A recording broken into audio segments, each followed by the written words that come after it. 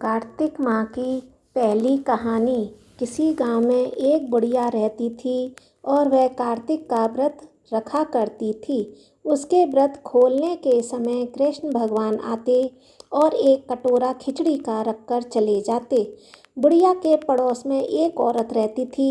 वह हर रोज़ यह देखकर ईर्ष्या करती थी कि उसका कोई नहीं है, फिर भी इसे खाने के लिए खिचड़ी मिल ही जाती है।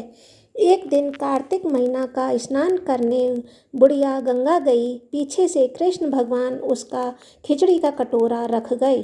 पड़ोसन ने जब खिचड़ी का कटोरा रखा देखा और देखा कि बुढ़िया नहीं है, तब वह कटोरा उठाकर घर के पिछवाड़े फेंक आई।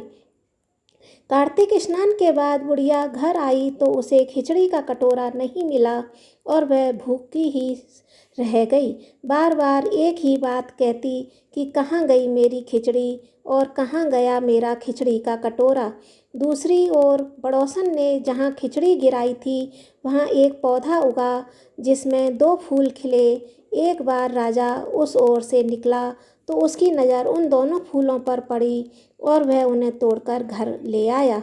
घर आने पर उसने वह फूल अपनी रानी को दिए, जिन्हें सूंघकर रानी गर्भवती हो गई। कुछ समय बाद रानी ने 2 पुत्रों को जन्म दिया। वह दोनों जब बड़े हो गए तब वह किसी से भी बोलते नहीं थे, लेकिन जब वह दोनों शिकार पर जाते तब रास्ते में उन्हें वही बुढ़िया मिलती जो अभी भी यही कहती है, कहाँ गई मेरी खिचड़ी, कहाँ गया मेरा कटोरा। बुढ़िया की बात सुनकर वह दोनों कहते कि हम हैं तेरी खिचड़ी और हम हैं तेरा बेला। हर बार जब भी वह शिकार पर जाते तो बुढ़िया यही कहती और वह दोनों भी वही उत्तर देते।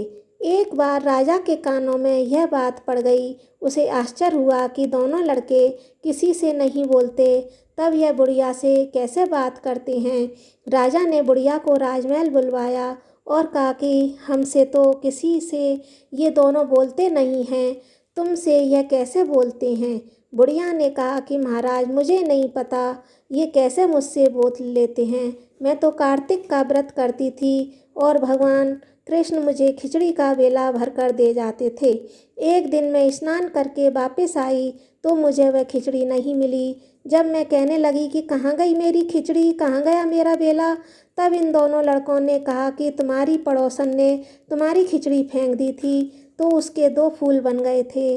वह फूल राजा तोड़कर ले गया और रानी ने सूंघा तो हम 2 लड़कों का जन्म हुआ। हमें भगवान ने ही तुम्हारे लिए भेजा है। सारी बात सुनकर राजा ने बुढ़िया को महल में ही रहने को कहा।